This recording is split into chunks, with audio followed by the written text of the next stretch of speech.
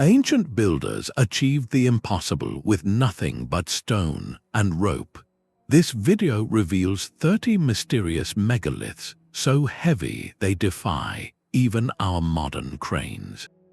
You will gain a new understanding of human history, one that questions everything we thought we knew about our past. How did people move a 1,500-ton stone across 4 miles of frozen earth? What forgotten knowledge allowed them to cut granite with uncanny precision? These silent giants hold secrets that rewrite the story of civilization itself. What do you think drove our ancestors to move mountains? The true mystery begins not with the weight of the stone, but with the precision of its purpose. We use the word megalith casually, but in the world of these ancient puzzles, it carries a specific and profound meaning. These are not random boulders or simple monuments. A true megalith is a great stone shaped by human hands and intention, often serving as a vital piece in a much larger design. They are the building blocks of temples that track the stars, of tombs that echo for eternity, and of complexes that seem to map the heavens themselves. The word comes from ancient Greek, megas meaning great, and lithos meaning stone. Yet these creations are far more than their etymology. They represent a leap in human ambition that archaeologists like Colin Renfrew point to as evidence of a societal revolution. To build on this scale required more than muscle. It demanded unprecedented cooperation, a shared vision that could organize hundreds, perhaps thousands, of people toward a single, staggering goal. So what defines these enigmatic structures, first and most obviously, is their sheer mass. We are talking about stones that routinely weigh over 100 tons, with many examples far exceeding that. To put that in perspective, that is heavier than a fully loaded commercial jetliner. Second is the incredible journey they undertook. These monoliths were not found lying conveniently at the building site. They were quarried from specific locations, often miles away, then transported across rivers, up hills, and through dense terrain. All of this was accomplished without the wheel, without metal tools, and without modern machinery. The third defining characteristic is their intentionality. These stones were not just piled up, they were placed with astonishing care, frequently aligned to the solstice sun, the equinox moon, or key stars, turning entire landscapes into cosmic calendars. Before we meet the individual giants, hold that image in your mind. A community, armed only with stone hammers, wooden levers, and fiber ropes, looks upon a 200-ton slab of granite. Their task is to move it, shape it, and raise it into perfect position, not for practical shelter, but for a purpose that spanned generations. That foundational act of belief and engineering is the real enigma. It prepares us to see each site not as a pile of old rocks, but as a fingerprint of a forgotten mind. That shared vision had to overcome physics itself. To truly grasp what our ancestors achieved, we must first measure their work against our own modern limits. Picture the most powerful machine on a construction site today, a heavy lift mobile crane. Under perfect, controlled conditions, with ideal ground support and a clear path, the largest of these engineering marvels can hoist around 1,200 tons. It is an awe-inspiring display of hydraulic power and steel. Now hold that image and place it in a remote valley 5,000 years ago. There is no flat, reinforced ground. There are no diesel engines. There is only earth, timber, and rope. Yet here we find stones that meet or even exceed that modern weight limit, already precisely positioned atop a mountain or fitted seamlessly into a temple wall. The scale alone is disorienting, but the true impossibility multiplies when you add the other factors. The distance traveled from quarry to site, often miles over brutal terrain, and the stunning accuracy of their final placement, where gaps between multi-ton blocks are sometimes thinner than a credit card. This is not merely a question of weight, It is a trilogy of challenges, mass, movement, and meticulousness that together defy straightforward explanation. Consider the basic physics they had to master. Friction is the first and greatest enemy. Dragging a 200-ton block of granite on a dirt path requires overcoming immense resistance. Researchers like engineer Christopher Dunn point out that the solutions were elegantly simple in theory, but brutally difficult in execution. They likely used log rollers or a slippery slurry of wet clay to reduce that friction. But then comes leverage. How do you steer such a colossus? How do you inch it up a slight incline? This is where human coordination becomes its own form of technology. Imagine not a machine, but a living machine, a team of hundreds of people pulling on ropes made of plant fibers. Their strength had to be applied in perfect unison, a rhythmic heave orchestrated by drums or chants, where a single misstep could mean disaster. The logistical mind behind this operation is staggering. It required foremen, path builders, and quartermasters to feed and organize a temporary city of laborers. This was a society's entire economic and spiritual energy focused on moving a piece of the earth. And when the stone finally arrived, the most delicate phase began, raising it upright or lowering it into a perfect socket. This likely involved earthen ramps, levers, and a terrifyingly slow, controlled descent using ropes and counterweights. One mistake here could shatter years of work. When we look at these sites, we are not just looking at stones, we are witnessing the frozen moment of a monumental breath held by an entire community.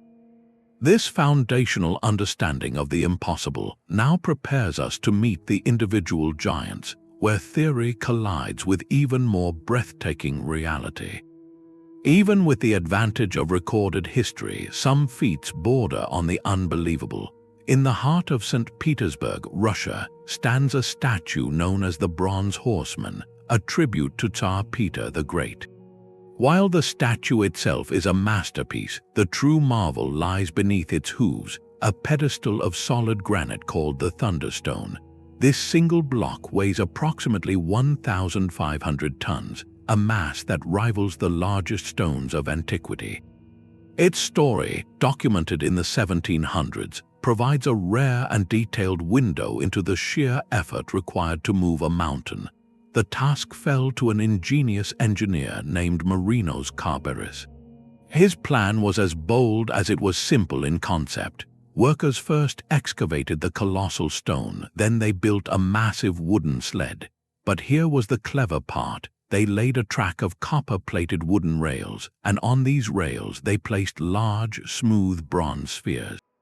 The stone-laden sled rested on these metal balls, creating a primitive but effective ball-bearing system that drastically reduced friction. Then, for months, teams of hundreds of men, using capstans and ropes, inched the granite giant over 4 miles of frozen earth to the Gulf of Finland. There, it was loaded onto a specially built barge for a water journey to the city. The entire endeavor required the coordinated labor of thousands and the full resources of an empire.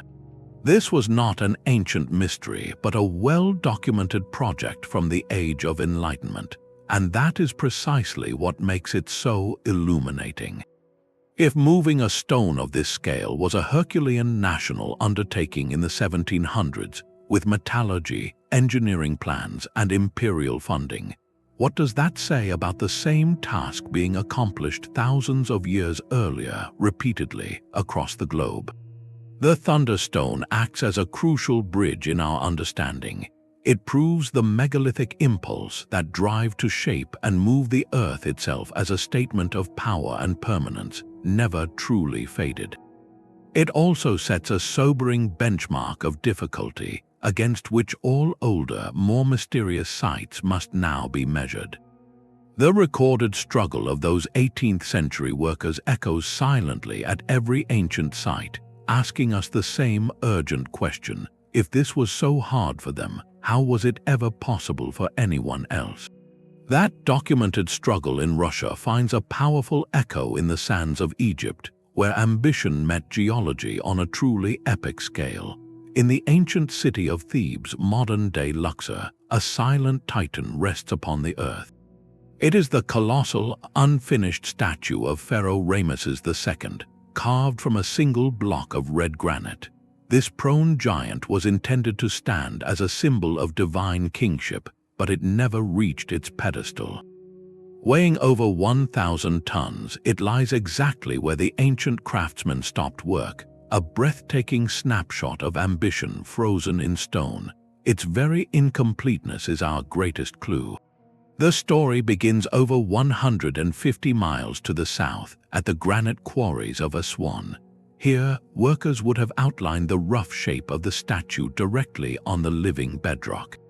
Using stone balls made of dolerite, a harder rock, they pounded channels around the form, then drove wooden wedges into these grooves. When the wedges were soaked with water, they would expand with tremendous force, cracking the granite free along a clean line. Once liberated, the rough monolith faced its first impossible journey, moving from the quarry floor to the banks of the Nile. Egyptologists like Mark Lehner point to the incredible state organization required for this. Workers likely built a massive sledge of sturdy timber and placed the stone upon it. Then they would have poured water on the sand in front of the sledge, creating a slick, hard surface that dramatically reduced friction. Teams of hundreds, perhaps thousands of men pulled on ropes, inching the pharaoh's likeness toward the river. The plan was to float it north on a specially built barge during the Nile's annual flood, when the water was highest. But something went wrong. Perhaps the stone developed a hidden crack during transport. Maybe the logistical challenge of loading it proved too great, or the political will behind the project faded. For whatever reason, the work was abandoned. The statue was never fully detailed, never raised upright, never embarked on its river voyage, and that is precisely why it is so valuable to us today. It is a time capsule of failure, showing that even the most powerful civilization with unparalleled organizational skill could be humbled by the sheer physical reality of a 1,000-ton block. This fallen giant introduces a haunting theme we will see again: the abandoned project. These are not just proofs of what ancient builders could do, but stark reminders of what sometimes stopped them. They whisper of logistical limits, of shifting priorities, or of a simple miscalculation that turned a dream of stone into a permanent lesson left upon the ground. The ambition that left a statue unfinished in Thebes began with an even more audacious dream at the quarries themselves. Still lying in its bed of pink granite in Aswan is a monument that never was, the unfinished obelisk. If completed, it would have stretched higher than a 10-story building and weighed over 1,200 tons, making it the largest single piece of stone ever shaped by human hands. But it is not its potential size that makes this site so critical. It is its profound state of arrested development. A deep, fatal crack appeared in the granite as workers were freeing it from the bedrock, forcing them to abandon their work forever. This decision, heartbreaking for the ancient overseers, is a gift to us. It transforms the site into an unparalleled open-air classroom, a direct portal into the minds and methods of the engineers. All around the prone giant, the granite floor is scarred with thousands of small, regular pits. These are the marks left by dolerite pounders, fist-sized balls of a stone harder than granite. Teams of workers would have stood in these very trenches, swinging these pounders in a relentless, rhythmic dance to pulverize the granite along predetermined lines. It was a process of subtraction by brute force, a testament to patience that is almost unimaginable. They were not cutting the stone, they were literally pounding it into dust, inch by agonizing inch, to liberate the perfect form within. The logistical challenges only multiply from there. Imagine this slender, 1,200-ton needle finally freed. How do you lift it from the deep trench without it snapping under its own weight? How do you transport a 100-foot-long stone that is as fragile as it is heavy, down to the Nile onto a barge and then across the country? The mind boggles at the coordination and engineering faith required. This abandoned project forces a haunting question upon us. When the overseer finally pointed to the crack and called a halt, what specific knowledge walked off that site never to return? The intimate understanding of that particular granite vein, the perfected rhythm of the pounding cruise, the precise calculations for the center of mass, all that hard-won, experiential wisdom evaporated. The unfinished obelisk is therefore a monument to two things: the breathtaking scale of pharaonic ambition and the fragile nature of the expertise required to fulfill it. It shows us that the true foundation of these wonders was not just stone, but the living, breathing knowledge of the people who moved it, knowledge that could be lost in a single, disappointing crack. The shadow of that abandoned obelisk stretches across the Mediterranean to a plateau in Lebanon, where ambition reached an even more staggering scale. At the ancient site of Baalbek, known to the Romans as Heliopolis, the very earth seems to groan under the weight of history. Here, on a massive stone terrace, rests the Colossus known as the Stone of the Pregnant Woman. This single block of limestone measures over 60 feet long and weighs an estimated 1,000 tons. Its name comes from a local legend that it grants fertility to any woman who touches it, a folk tale that feels almost quaint against the brute physical reality of the stone itself. Yet for all its staggering size, this block is not even the champion of its own site. It is merely one of three similar giants perfectly fitted into the foundation wall of the Roman Temple of Jupiter. Their placement is a masterclass in precision engineering, lifted over 20 feet in the air and joined with seams so tight that not even a blade of grass can grow between them. The Roman imprint on Baalbek is undeniable, with ornate columns and intricate carvings adorning the upper levels, but a deeper mystery lies beneath that imperial grandeur. How did they do it? Roman engineers were masters of mechanics, employing massive wooden cranes powered by human treadmills, complex systems of capstans, and extensive earthen ramps. Moving a 1,000-ton block half a mile from the quarry to the temple platform would have been the project of a lifetime, a logistical nightmare requiring the labor of thousands and the finest engineering minds of the age.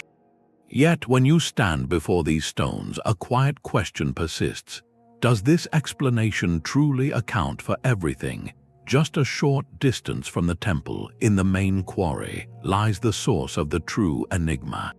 Here, partially cut from the bedrock, rests a monster known as the Stone of the South.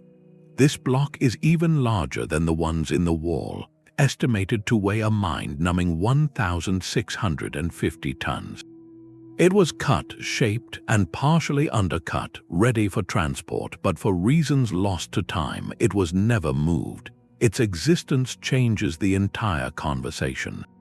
It proves the builders at Baalbek were not just working at the limits of Roman capability, they were deliberately pushing far beyond them, aiming for something even more monumental.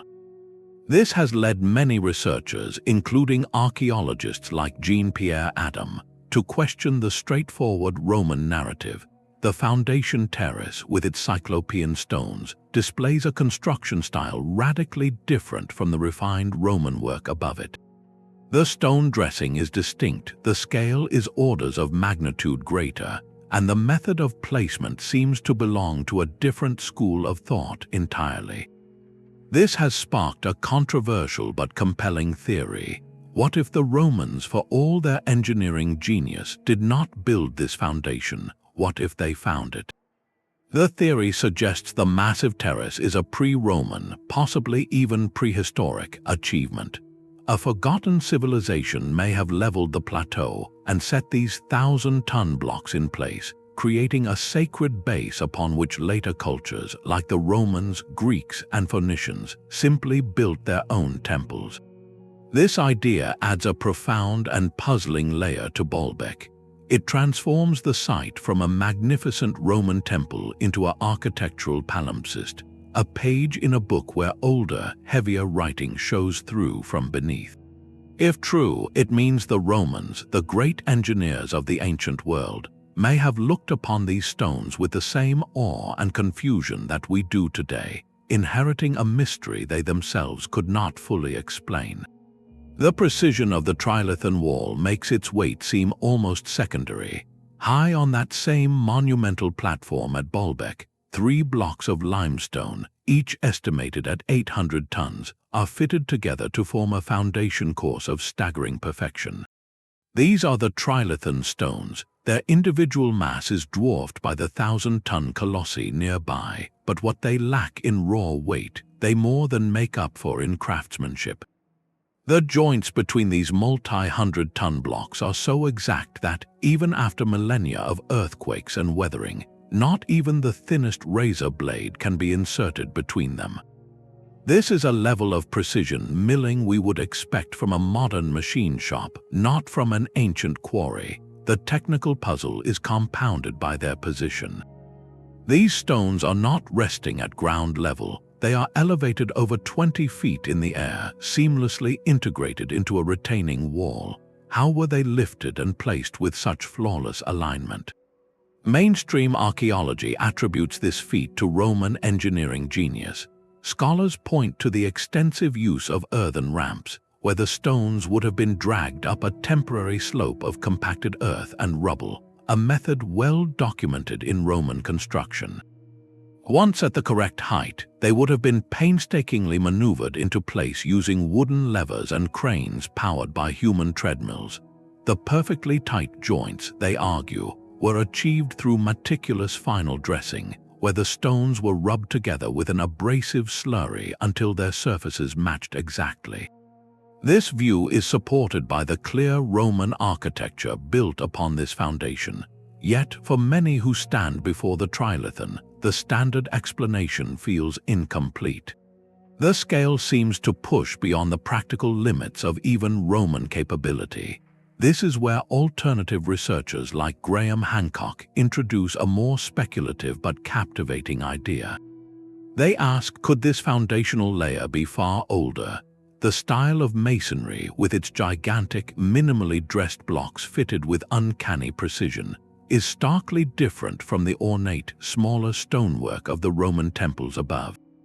Hancock and others propose this could be the work of a much older, lost civilization, a culture that possessed a forgotten understanding of stonework, perhaps even a different relationship with the material itself, treating it like a malleable substance. They often point to the site's possible astronomical alignments, suggesting the entire platform was laid out as a celestial observatory long before the Romans arrived. This theory, while not accepted by mainstream academia, forces a vital question. How do we separate verifiable fact from compelling conjecture? The verifiable facts are the stones themselves, their weight, their placement, their impossible joints. The conjecture is the identity of the hands that put them there. The true challenge of the Trilithon is not choosing one story over another, but learning to hold both the archaeological evidence and the enduring mystery in our minds at once. It teaches us that some stones do not give up their secrets easily. They only deepen the questions, reminding us that history is often written in layers, and the oldest writing can be the hardest to read. That same question of lost knowledge echoes across the world's most isolated inhabited island. Far out in the vast Pacific, the volcanic slopes of Rapa Nui, Easter Island, are home to the haunting Moai. These towering stone faces gaze inland with an eternal silence, guardians of a story that is equal parts triumph and tragedy. While not the heaviest on our list, their creation and transport represent perhaps the most poignant megalithic mystery of all, a testament to what happens when a culture's entire spiritual identity is poured into stone. The largest Moai ever successfully erected, named Paro, stands at about 33 feet tall and weighs around 82 tons. Yet in the main quarry of Rono-Roroku, a sleeping giant tells a more ambitious tale. Known as El Gigante, this unfinished colossus still lies attached to the bedrock. If completed, it would have soared to nearly 70 feet and weighed well over 200 tons. Its abandoned form poses the central riddle in stone. How did a society with no metal, no wheels, and no large animals move such masses across miles of rugged terrain? For decades, the accepted answer involved log rollers and large labor crews dragging the statues on their backs.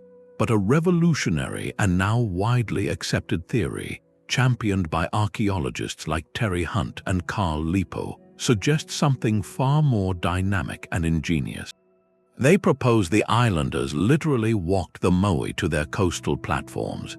In this method, teams used a system of ropes to rock the statue side to side, pivoting it forward with each tilt, creating a staggering, upright progression that made the stone giant appear to march across the landscape. Experiments have shown this method to be remarkably efficient, requiring a coordinated team of just 18 people. Yet for the true behemoths like El Gigante, even this clever technique reaches a daunting physical limit. The stress on the stone's narrow base during such a walk would have been immense, risking a catastrophic fracture.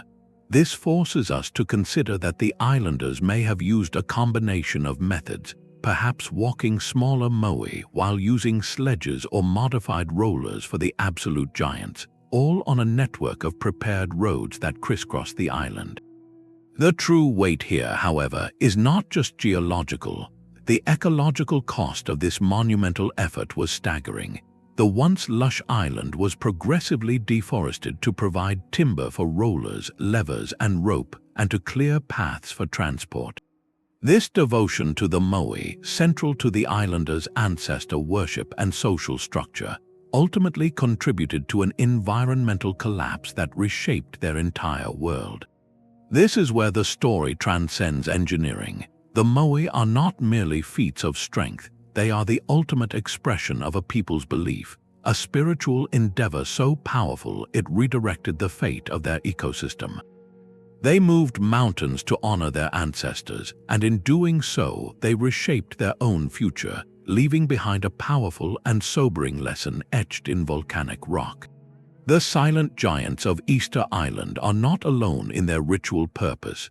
Across the world, in the misty highlands of Laos, an entirely different kind of stone mystery lies scattered across the earth. The Plain of Jars is exactly what its name suggests, a vast landscape dotted with thousands of colossal stone vessels, some standing over 9 feet tall and weighing more than 30 tons. Unlike the towering Moai, these jars are not statues, they are containers, hollowed out with meticulous care from solid granite and sandstone. Their shapes vary from simple cylinders to more complex forms with an inner lip, but their uniformity of purpose is striking. They were placed here in clusters ranging from a handful to several hundred by a people known only through these enigmatic artifacts. Archaeologists attribute them to an Iron Age culture that flourished over 2,000 years ago, a civilization that left behind no written records, no grand cities, just these silent stone sentinels guarding the plateau. The most widely accepted theory, supported by findings of human remains and burial goods inside and around the jars, is that they served a funerary function. They may have been used for excarnation, the practice of placing the departed inside so the elements could prepare the spirit for the afterlife, or perhaps as monumental urns for secondary burial, holding the bones of the honored dead. This transforms the site from a curiosity into a sacred landscape, a vast and open-air memorial where stone was chosen as the eternal vessel for memory. The true engineering puzzle, however, begins the moment you look beyond the jars themselves. The granite and sandstone used to create them were not local to these grassy fields. The quarries have been identified miles away, in some cases across rugged, hilly terrain. This presents a logistical challenge that echoes those we have seen with much larger monoliths, but with a critical difference: these are not solid blocks, they are carefully crafted, thin-walled vessels. Transporting a finished hollow jar weighing multiple tons presents a unique set of dangers. A sharp jolt could crack the entire piece, shattering years of labor. Archaeologist Julie van den Berg, who led a major UNESCO study of the site, has proposed a likely method. The jars were probably moved in their rough form as solid cylinders, using a combination of log rollers, ropes, and large teams of people. The final, delicate work of hollowing and shaping the interior would have been done on site, minimizing the risk of a catastrophic break during the journey. Imagine the coordinated effort, the slow, rhythmic chants of workers as they inched a multi-ton piece of granite down a forested slope, guiding it with wooden levers, knowing that a single misstep would mean starting over. The investment of time and community effort is staggering, not for defense, not for shelter, but for the solemn rituals surrounding loss and legacy. The plane of jars fundamentally expands our understanding of what a megalith can be. It is not a wall, a statue, or a temple. It is a functional artifact reproduced on a monumental scale thousands of times over. This repetition itself is a clue to the culture's priorities. The sheer number of jars speaks to a society that invested a tremendous portion of its collective energy and skill into honoring those who had passed, into creating a permanent stone dialogue between the living and the ancestors. The landscape becomes a library of memory, where each jar is a volume in a story we can only partially decipher. While the specific beliefs are lost to time, the message in the stone is clear. Some things were meant to last forever, and for this mysterious culture, the rituals of remembrance were among them. This site quietly reminds us that the drive to move mountains was not always for kings or gods. Sometimes it was for the profound human need to say, "You were here, and you will not be forgotten." High above the modern city of Cusco, the stone walls of Sacsayhuamán curve across the hilltop like the teeth of a giant stone serpent. This Incan fortress complex is a masterclass in megalithic architecture, built from limestone blocks so massive and so perfectly fitted they seem to defy the very concept of gravity. The largest of these polygonal stones weighs over 120 tons, a colossal mass hauled up a steep mountainside without the wheel, without draft animals, and without iron tools. Yet the weight is only half the story. The true wonder is the joinery. Each irregularly shaped block, with its complex angles and beveled edges, locks into its neighbors with a precision that leaves no space for mortar, a technique known as ashlar masonry. The seams are so tight that after 500 years of earthquakes and weathering, you still cannot slip a piece of paper between them. This creates a wall with no straight lines, a dynamic, interlocking puzzle that flexes and settles as one solid unit. A primary reason these structures have withstood centuries of seismic activity that has toppled later Spanish colonial buildings in the valley below. So how was this impossible precision achieved? The Spanish chronicler Garcilaso de la Vega, writing in the early 17th century, recorded an Incan legend that the builders used a mysterious plant extract to soften the stone, allowing them to mold it like clay before it hardened again. While modern science has found no substance that can soften granite or limestone in this way, the persistence of the legend is telling. It speaks to the utter bafflement the conquistadors felt when confronted by a technology they could not comprehend, a feat so advanced it seemed to require magic. The more likely, though no less impressive, explanation lies in a combination of supreme skill and relentless effort. Archaeologists believe Incan stonemasons used harder stone hammers to rough out the blocks in quarries miles away. Transport to the site likely involved hundreds of men pulling on thick ropes made of llama hide or plant fibers, sliding the stones on log rollers or a bed of wet clay up meticulously engineered ramps. The final fitting, however, is where the artistry truly shines.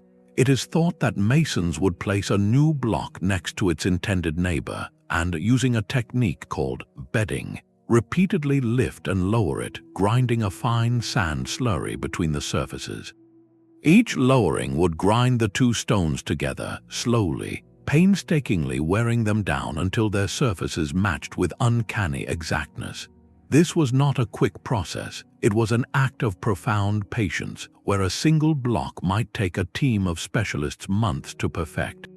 This level of sophisticated stone-working knowledge did not appear out of nowhere, but its rapid development and perfection under the Inca Empire is startling.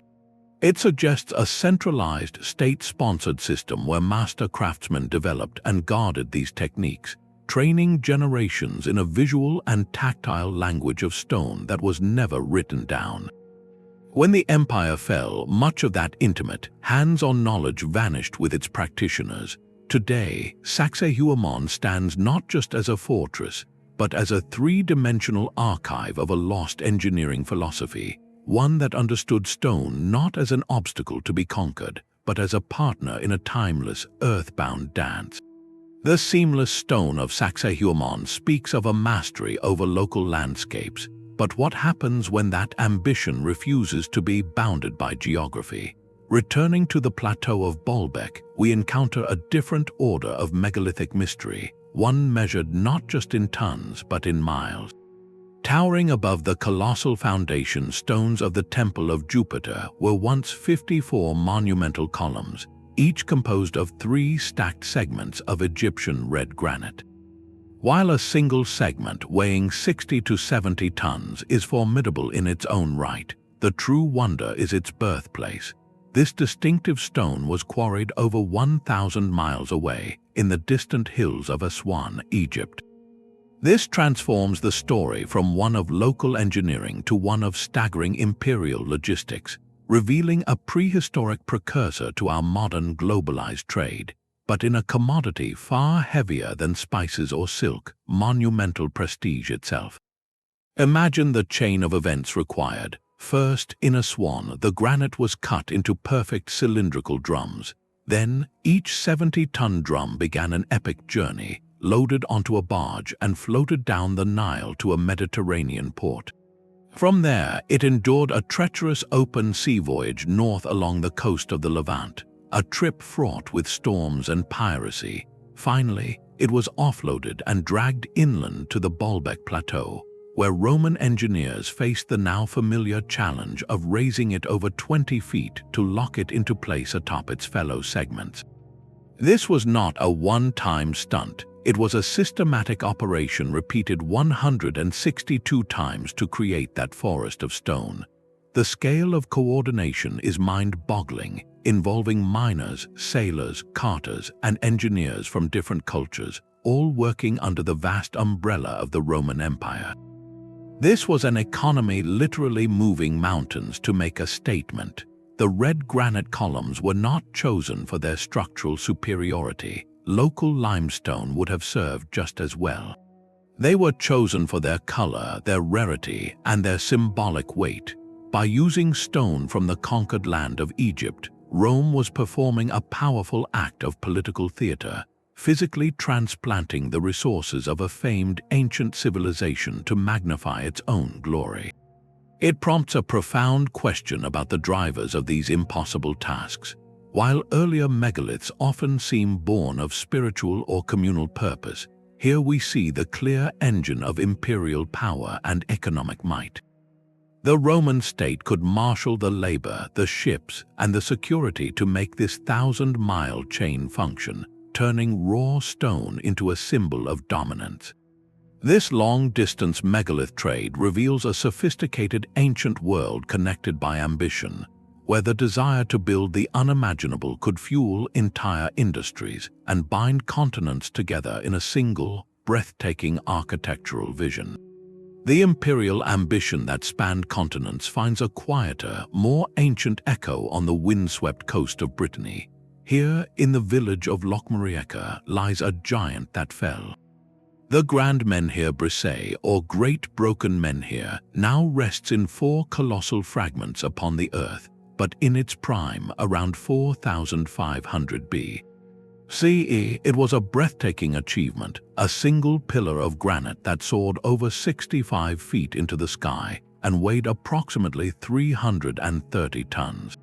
It was the tallest standing stone ever raised in prehistoric Europe, a silent needle pointing from the Neolithic world toward the heavens. Today, its broken state tells two stories, one of unimaginable success and another of catastrophic failure. The first story is one of daring. The stone was quarried from a site several miles away, a feat requiring the coordinated labor of an entire community for generations. But the true miracle was the raising. Erecting a stone of this slender proportion to such a height presented a unique engineering nightmare. Unlike a squat, wide block, this towering monolith would have been terrifyingly unstable during the process, vulnerable to snapping under its own immense weight if the balance was off by even a fraction. The builders likely employed a combination of earthen ramps, wooden frames, and a complex system of ropes and levers, inching the stone upward with a rhythmic, communal heave until it slid into its prepared socket.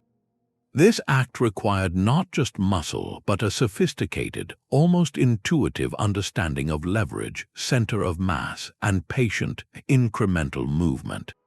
Their success speaks of a society that had mastered this art through generations of practice. The second story is written in the fracture lines. At some point, the monolith fell, shattering into the pieces we see today. Most researchers believe an earthquake was the likely culprit, the ground trembling just enough to upset the delicate equilibrium holding the giant upright. Its fall is not a mark of poor engineering, but a testament to the forces of nature that even the greatest human works cannot always withstand.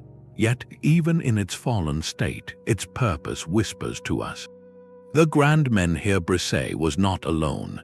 It is the focal point of a vast ritual landscape that includes the famous aligned rows of Karnak, miles away. Archaeologists suggest it may have served as a central foresight, a gigantic backsite for astronomical observations. When viewed from specific points, its peak could have framed the rising of the moon or the sun at key times of the year, turning the entire region into a cosmic temple. This broken giant connects us to the minds of early farmers, people who moved a mountain of stone not for empire, but for ceremony, aligning their world with the cycles of the cosmos in an act of profound belief written in 330 tons of granite. That profound connection to the cosmos through stone finds a startling parallel in an economic system where the value was not in the object itself, but in the story of its impossible journey. On the tiny Micronesian islands of Yap, the very concept of a megalith takes a radical turn. Here, the giants are not guardians or temples, they are currency. These are the Rai stones, colossal discs of limestone with a hole carved through the center, resembling stone donuts larger than a person. Some exceed 3 meters in diameter and weigh several tons, yet for centuries they formed the bedrock of a sophisticated island economy. Their creation was an epic saga. The limestone for these stones does not exist on Yap's volcanic shores. It had to be quarried from the islands of Palau, over 250 miles of open ocean away. Crews of men would voyage to the quarries on bamboo rafts or outrigger canoes, a perilous journey in itself. There, they would use stone tools to painstakingly shape the disc, often working for months. The true test, however, was the return voyage. The finished Rai stone, weighing tons, would be lashed between two canoes or floated on a raft, becoming a vulnerable, clumsy vessel crossing treacherous seas. Many were lost to storms, sinking to become part of the ocean's legend. This immense risk and effort is precisely what gave the stone its value, as anthropologist David D. O'Brien documented. The worth of a Rai stone was not determined by its size or beauty alone, but by the story of its voyage. A stone that survived a legendary storm, or one that claimed the lives of crew members during its transport, became exponentially more valuable. Even more remarkably, the physical stone did not need to move to change hands. Once a Rai's provenance was established and agreed upon by the community, ownership could be transferred for a major purchase, like a parcel of land or a wedding dowry, simply through public oral agreement. Everyone knew who owned which stone, and many of the largest ones, after their initial journey, never moved from their display spot again.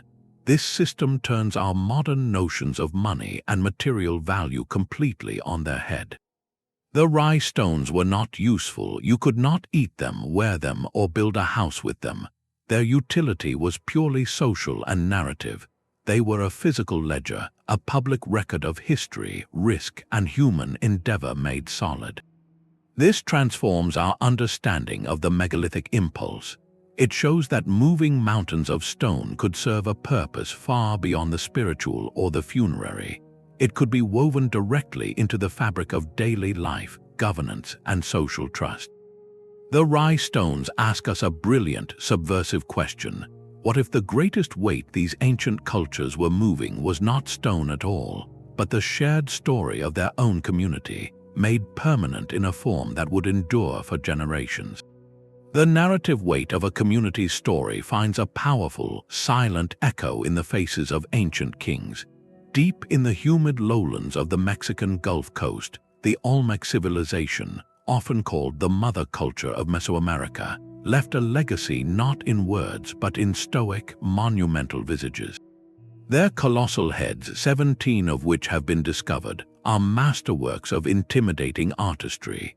Each one is a portrait carved from a single, gargantuan boulder of volcanic basalt, with some weighing up to 50 tons. These are not generic idols, they are individuals with distinct facial features, elaborate headdresses, and expressions ranging from serene authority to contemplative resolve. They are believed to be portraits of powerful Olmec rulers, transforming them from mere sculpture into a permanent political statement, a declaration of power carved directly from the earth itself. The artistic achievement is staggering, but it is eclipsed by the logistical puzzle of their very existence.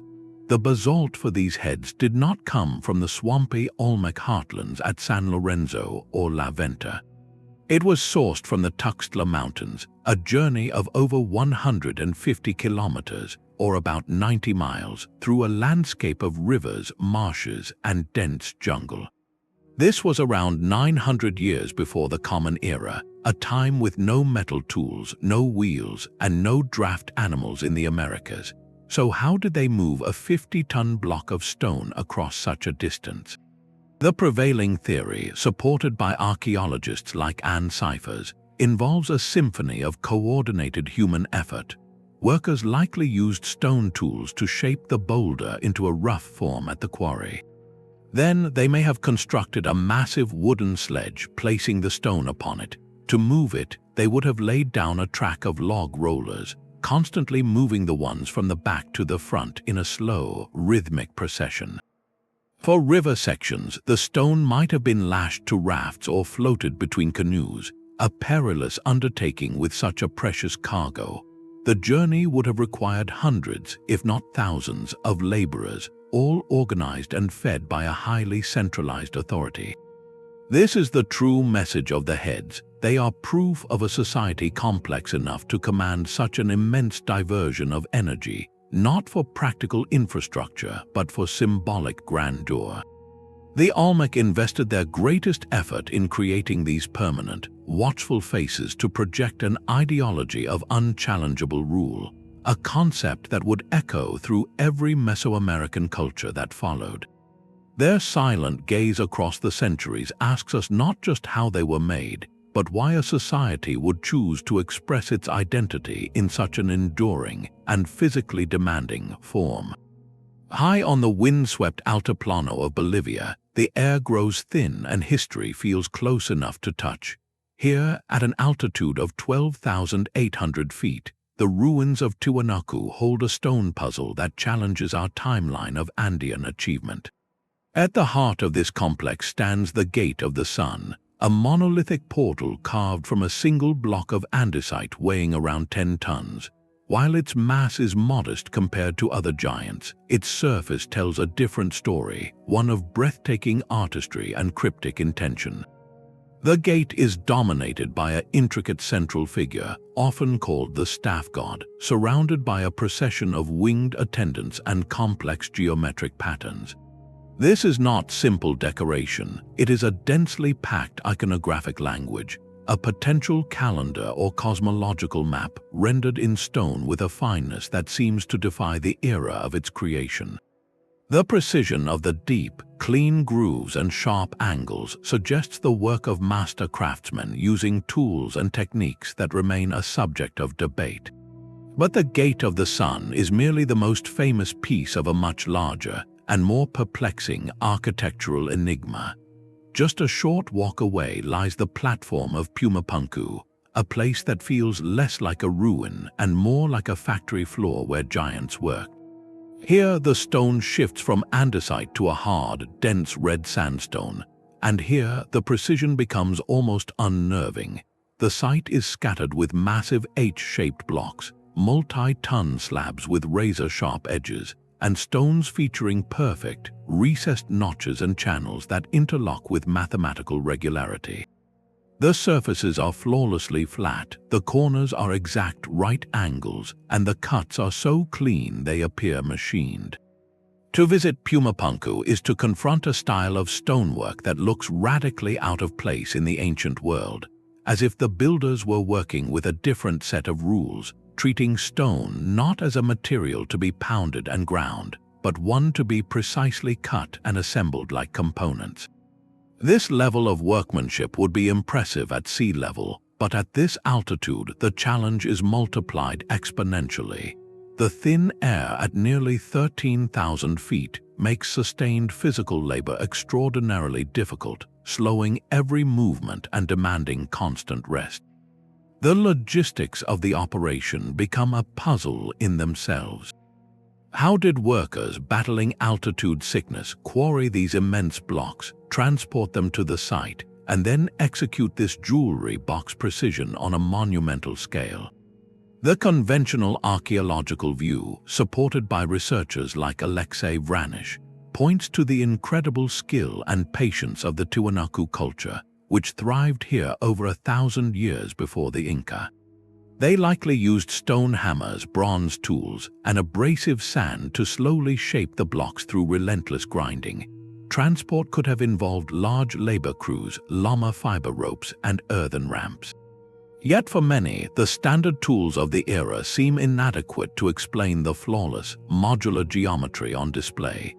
This has led to alternative theories suggesting the use of lost or specialized tools, perhaps even a form of advanced geometric knowledge that allowed for prefabrication, where blocks were precisely shaped at the quarry to snap together on site.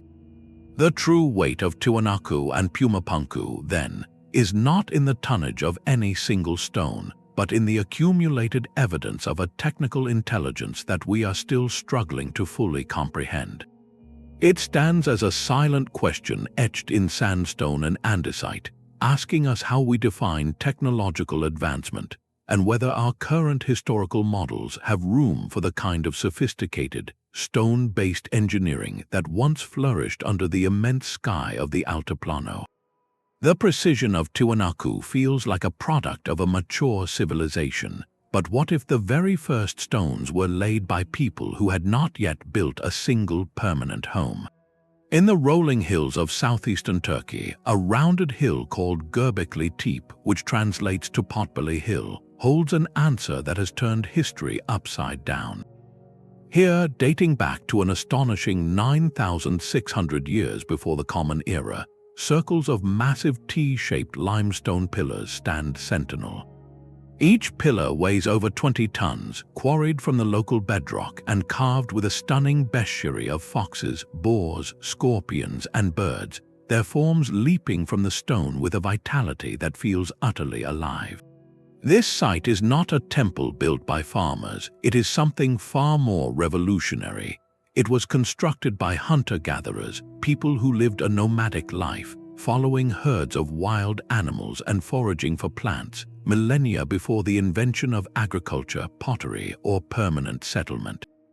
The implications are seismic. For over a century, a core assumption of archaeology has been that complex society, with its monumental architecture and organized labor, only became possible after the Neolithic Revolution, after humans settled down to farm, producing surplus food that could support specialists like priests and engineers.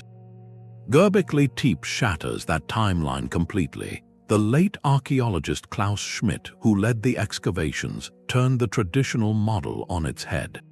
He proposed a radical idea. Perhaps it was not agriculture that made monumental building possible. Perhaps it was the other way around. The powerful, shared desire to build and maintain this sacred site, to feed and organize the large groups of people who gathered here for rituals, may have been the very catalyst that forced hunter-gatherers to experiment with cultivating wild grains and domesticating animals. The need to support the builders may have planted the first seeds of farming. This idea reframes human progress not as a slow economic evolution, but as a spiritual and social explosion. The engineering itself deepens the mystery. How did nomadic bands without permanent villages or a stored food surplus coordinate to quarry 20-ton blocks from the nearby limestone plateau? They likely used stone tools, probably flint picks and hammerstones, to undercut and free each pillar. Transporting them several hundred meters to the hilltop would have required the coordinated muscle of hundreds of people, pulling on ropes made of plant fibers, perhaps using log rollers. This was a temporary but highly organized society, assembling for a sacred purpose and then dispersing back into the landscape. The carvings suggest why. The elaborate reliefs of dangerous and powerful animals are not mere decorations. They are a symbolic world, a representation of the spiritual forces these early people sought to commune with or appease. Building Göbekli Tepe was an act of collective imagination made terrifyingly real, a permanent anchor for beliefs that had previously been carried only in memory and story. This site forces us to ask a humbling question about human potential. What if our greatest leaps forward were not born from practical need, but from a shared dream, a compelling vision so powerful it compelled us to invent a new way of living just to sustain it? Göbekli Tepe is not just the oldest megalithic site we have found. It is a profound reminder that sometimes we build the impossible first, and only later invent the world that can explain it. The same drive to carve a shared vision in stone found a fortress expression in the rugged hills of ancient Greece. Guarding the entrance to the citadel of Mycenae stands the Lion Gate, a statement of power carved directly into the landscape. Above the massive doorway, a single limestone lintel stone, estimated to weigh 20 tons, bears the crushing weight of the wall above it, and on that lintel rests the famous triangular relief of two majestic lions, their heads now lost to time, flanking a central column. They are not mere decoration, they are a permanent, silent roar, a declaration that this is a place of formidable strength. This gateway, built around 1,250 years before the Common Era, is the crowning achievement of Mycenaean engineering, but it is merely the ornate keyhole to a much larger feat. The true megalithic wonder of Mycenae is the wall itself. These are the legendary Cyclopean walls, built from gigantic, irregular blocks of limestone, some weighing over 100 tons, fitted together without mortar. The ancient Greeks later believed only the mythical Cyclopes, one-eyed giants, could have lifted such stones, giving the style its evocative name. The construction method was a symphony of brute force and careful planning. Workers likely quarried the stones from the surrounding hills, then transported them on wooden sledges dragged by teams of men and oxen over temporary roads of log rollers. To position the colossal blocks, they almost certainly built extensive earthen ramps, using wooden levers and ropes to inch each stone into its precise, jigsaw-like position. The precision here is different from the seamless joins of the Inca or the Trilithon. It is a rugged, pragmatic fit, where each irregularly shaped stone was painstakingly chiseled to lock against its neighbors, creating a defensive barrier that was virtually indestructible to the siege technology of the age. This was architecture born not from cosmic observation, but from a profound need for security in a violent and competitive world. The Lion Gate and its walls symbolize a shift in the purpose of megaliths, from the spiritual calendars of hunter-gatherers or the ancestor worship of islanders, to the very tangible projection of political and military authority. Walking through that gate in the Bronze Age was an act of submission to the king within, a physical passage under the weight of his dominion, literally set in stone. It shows us that the language of megaliths could speak of fear as well as faith, of earthly power as clearly as celestial alignment, proving that these ancient builders could channel their monumental skill toward any master, whether it was the cycles of the stars or the will of a warrior king. The weight of a warrior king's gate gives way to the quiet gravity of a communal resting place. In the sun-baked landscape of Antequera, Spain, a gentle hill rises from the earth, concealing one of Europe's most staggering Neolithic achievements.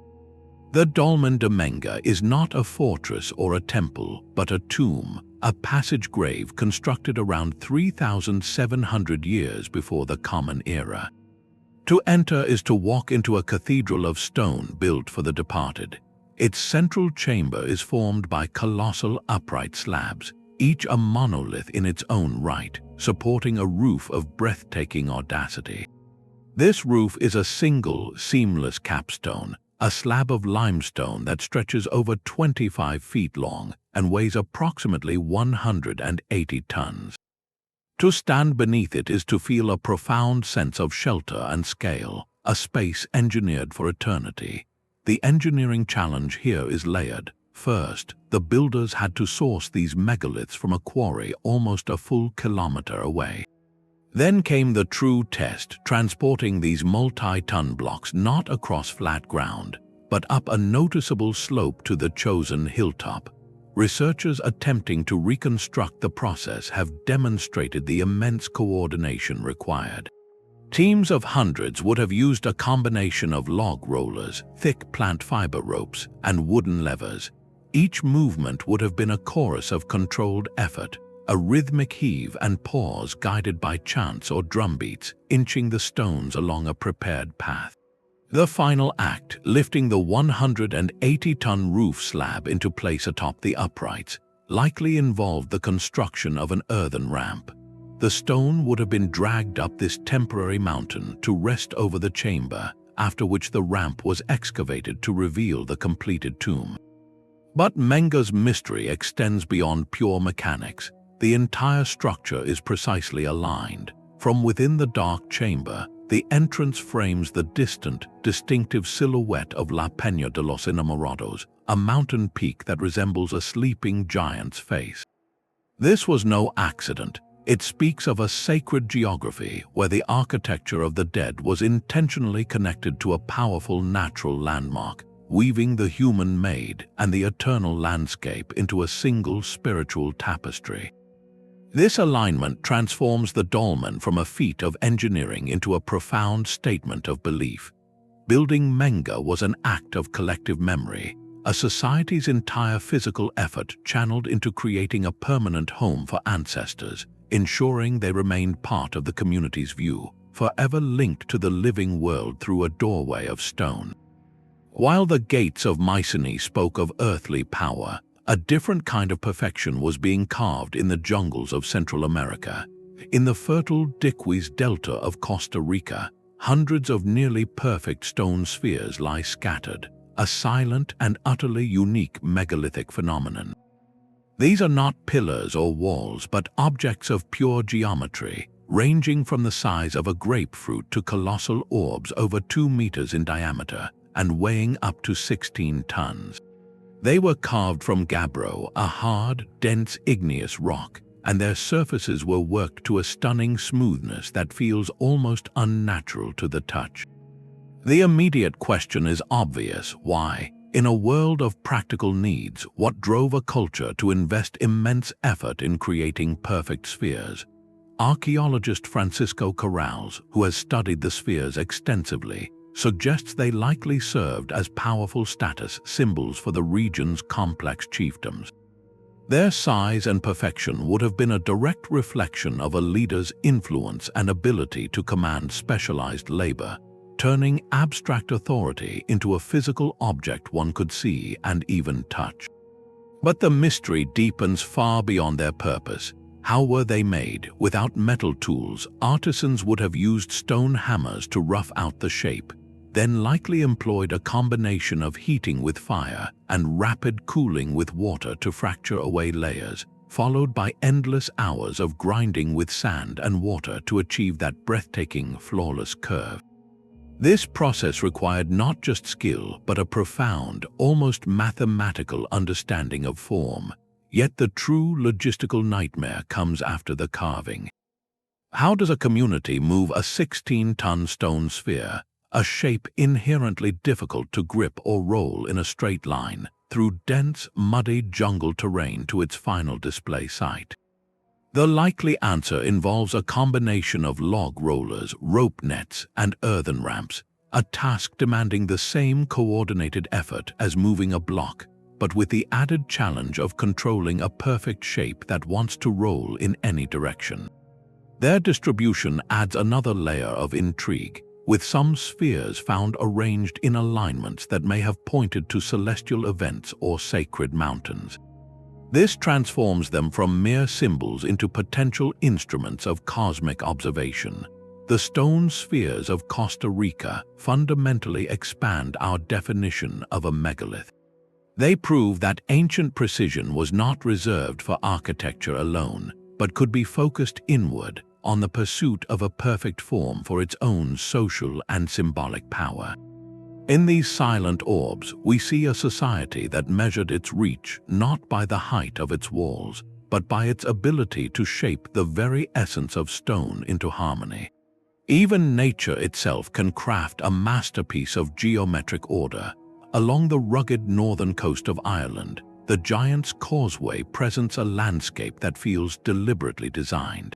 40,000 interlocking basalt columns, most of them perfect hexagons, step down into the churning Atlantic like a staircase built for a titan.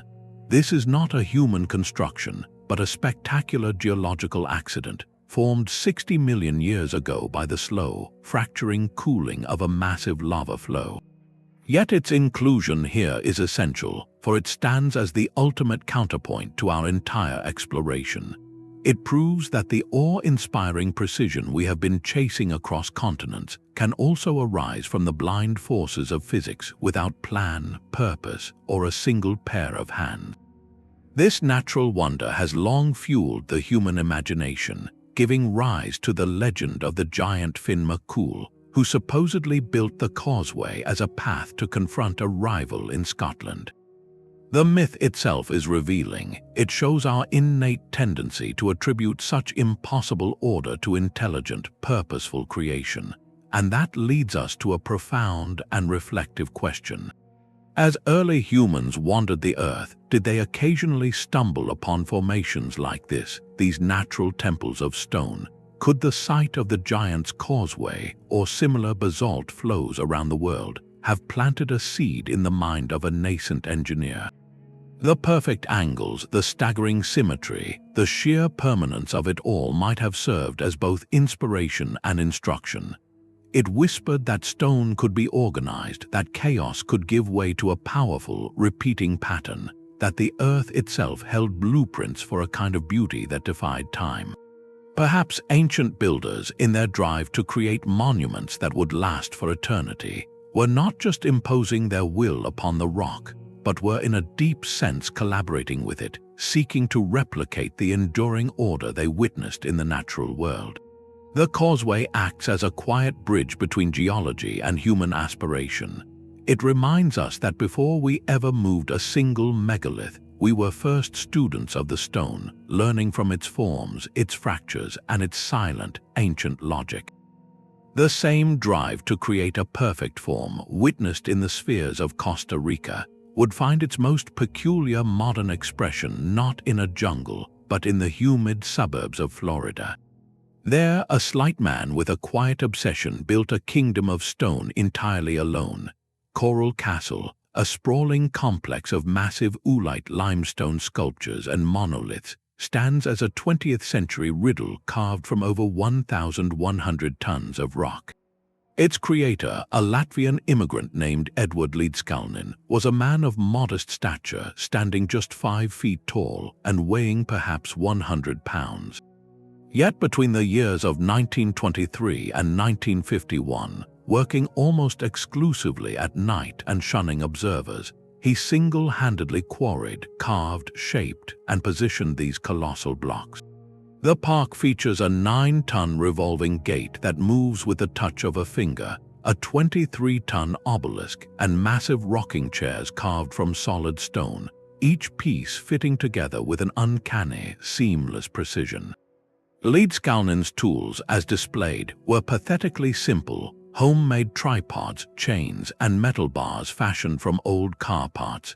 He claimed to have rediscovered the building secrets of the ancient Egyptians, the knowledge of how the pyramids were raised, stating he understood the laws of weight and leverage that the rest of the world had forgotten. The central, enduring mystery is not just what he built, but how. How could one man, without modern machinery or visible assistance, manipulate stones heavier than those lifted by teams of engineers with cranes? Eyewitness accounts from rare, distant glimpses are frustratingly vague, speaking of hearing him sing to the stones or seeing blocks seemingly float through the air, descriptions that only deepen the legend. Practical investigators have proposed plausible, if still astounding, solutions. He likely used an ingenious system of block and tackle, tripods, and precisely placed pivots to multiply his mechanical advantage thousands of times over. A single man applying force to a long enough lever with the fulcrum placed exactly right can indeed move immense weight, but doing so with such consistent accuracy and control is a feat of patient genius. Coral Castle is a powerful testament that the megalithic impulse never truly vanished. It migrated from the collective spiritual endeavor of ancient societies to the intensely personal vision of one individual. Edward Līdzkalnis' lifework blurs the lines between eccentric obsession, sheer mechanical ingenuity, and the persistent human dream of mastering stone.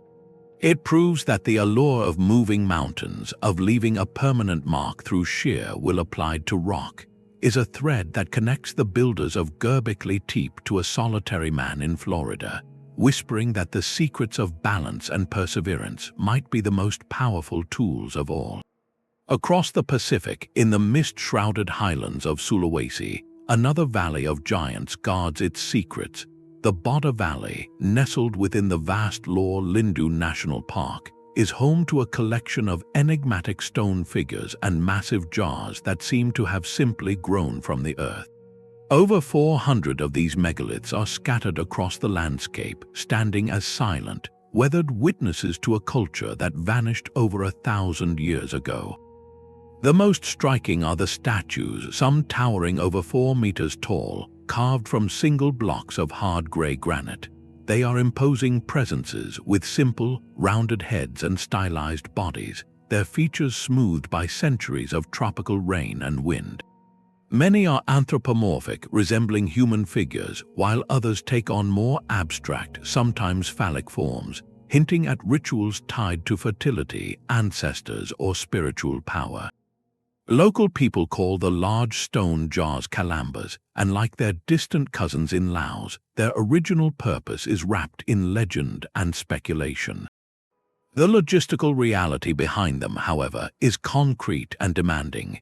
These stones were not local to the grassy clearings where they now stand.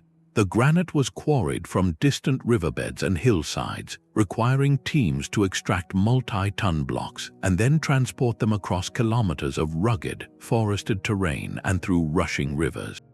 Without wheels or draft animals, this feat speaks of a highly organized, motivated society capable of coordinating labor on a grand scale for a purpose that transcended daily survival. The Bada Valley complex is a crucial piece of the global megalithic puzzle. For a long time, the study of these immense stones was focused almost exclusively on the famous sites of Europe and the Mediterranean. Discoveries like this one in Indonesia, along with the Plain of Jars in Laos and other scattered sites across Southeast Asia, forcefully correct that narrow view. They reveal that the drive to shape and move monumental stone was a fundamental, widespread human impulse, emerging independently across the world wherever conditions and beliefs aligned. This remote valley reminds us that ancient ingenuity was not the sole property of any one continent or civilization. It was a shared language of stone, spoken in different dialects from the Altiplano of Bolivia to the highlands of Sulawesi, each megalith a local answer to a universal human question: how do we make our mark, honor our beliefs, and speak to the future in the most permanent voice we know? Even the most remote valleys were connected by a shared ambition for permanence. Yet no site weaves geography, astronomy, and mystery together more completely than the windswept Salisbury Plain. Stonehenge stands as the world's most famous stone circle, its silhouette a universal symbol of ancient wonder. The massive, grey uprights that form its iconic outer ring and towering central trilithons are sarsen stones, a particularly hard sandstone. The largest of these, the Great Heel Stone and the central trilithon lintels, weigh around 25 tons each. Their origin is a journey in itself, quarried from the Marlborough Downs over 20 miles to the north. For centuries, picturing Neolithic people moving these giants across the rolling English countryside has been the defining puzzle.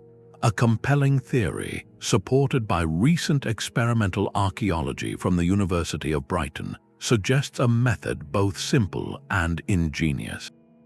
Builders may have constructed a heavy wooden sleigh for each stone, then pulled this sleigh along a prepared track of smoothed wooden rails. This system would have dramatically reduced friction, allowing large teams, perhaps using ropes made of plant fibers or leather, to haul the sarsens in a slow, deliberate procession toward the sacred site. The physical effort remains staggering, but it provides a plausible blueprint for the final leg of a local journey. That local journey, however, is only half the story. The deeper enigma lies with the smaller, distinctive bluestones that form the inner circle. These spotted dolerite and volcanic rocks were sourced from the Preseli Hills in Wales, a distance of over 150 miles. This transforms Stonehenge from a regional project into a logistical saga of epic proportions. Transporting 80 or so multi-ton stones across such a vast distance, involving crossing rivers and possibly the treacherous Bristol Channel, implies a purpose so powerful it compelled cooperation across different territories and cultures. The prevailing theory suggests the bluestones were moved largely by water, rafted along the Welsh coast and up rivers, then hauled overland the final distance. Some researchers even propose these stones were revered long before they reached Salisbury Plain, perhaps first erected in a monumental circle in Wales before being deliberately dismantled and relocated, bringing their perceived power with them. This act of long-distance megalithic transport is paired with an even more refined purpose: celestial alignment. The entire architecture is a sophisticated astronomical observatory. At the summer solstice, the sun rises directly over the heel stone and shines into the heart of the circle, an alignment that could not be accidental. It means the builders possessed not only the engineering skill to move mountains, but also the sustained observational knowledge to track solar and lunar cycles over generations, encoding this wisdom into the very placement of the stones. Stonehenge, therefore, is the ultimate fusion of our themes. It represents a coordinated effort spanning centuries, a project that demanded the mobilization of people across a wide geography, all united by a vision that connected the earth beneath their feet to the precise movements of the heavens above. It is a testament to what a society can achieve when its greatest ambition is not to dominate the landscape, but to harmonize with it, to build a permanent conversation between the human community and the cosmos. The same ambition to build toward the heavens found a powerful expression on the high plains of East Africa. In the ancient city of Axum, Ethiopia, the skyline was once dominated by a forest of stone, a collection of towering granite obelisks known as stelae. These were not monuments to the living, but majestic markers for the resting places of the elite, transforming a royal cemetery into a city of stone giants. Among them, one stood supreme, the great stele, now lying broken on the earth in several massive pieces, represents a pinnacle of ancient ambition. If successfully raised, it would have soared over 100 feet into the air, a slender needle of solid granite weighing an estimated 520 tons. To put that in perspective, this single stone weighed more than a fully loaded Boeing 747 jet. The scale alone is staggering, but the engineering challenge is what truly captivates. The Aksumite builders faced a unique and terrifying problem: how to raise a 500-ton stone that was 3 times taller than it was wide. The risk of fracture during the raising process would have been immense. A slight twist or uneven lift could have shattered the entire monolith, wasting years of labor.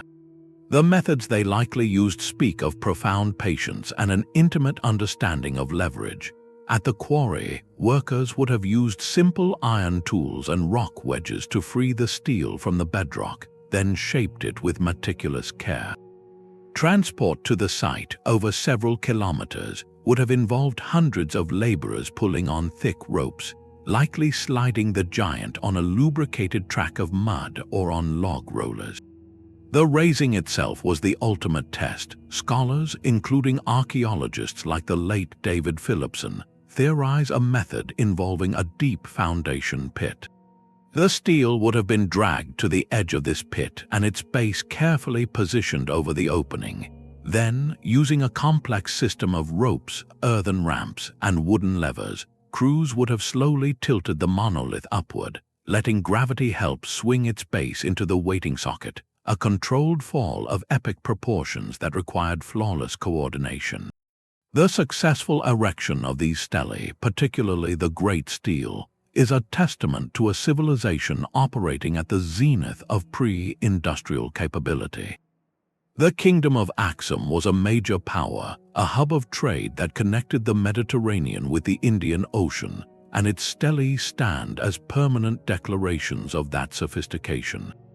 They symbolize a powerful African civilization whose technological and organizational achievements rivaled those of Egypt and Rome, crafting monuments that spoke a global language of power and piety, yet their story remains less known on the world stage. In these fallen and standing giants, we see a clear message: mastery over stone was not confined to any one continent or culture, but was a universal signature of human ingenuity when driven by a unifying purpose. The ambition to raise a stone tower to the sky finds its perfect inverse in the act of carving down into the earth. In the highlands of northern Ethiopia, the 12th century churches of Lalibela present a breathtaking reversal of the megalithic logic we have followed so far. Here, the miracle was not movement but removal. Architects and countless workers did not transport colossal blocks. They encountered the landscape itself as their raw material, carving directly into a plateau of soft, red volcanic rock. Over decades, they sculpted not just buildings, but entire sacred complexes from the living earth, creating what are often called the world's most astonishing monolithic churches. The most iconic of these is the Church of St. George, or Bet Georgis. From above, it reveals its staggering truth. A perfect Greek cross, 40 feet deep, was not constructed from the ground up, but was revealed by carving away everything that was not the church. An estimated 3,500 cubic meters of rock, equivalent to a solid stone block over 50 feet on every side, was painstakingly chiseled, hauled, and discarded to free this architectural masterpiece from its stony womb. This process of subtraction required a visionary mind of a different order. The master planner had to hold the complete, three-dimensional form of the final building in their imagination before a single strike was made, working from the top down in a terrifying act of faith. One mistake in the initial trenching could not be undone.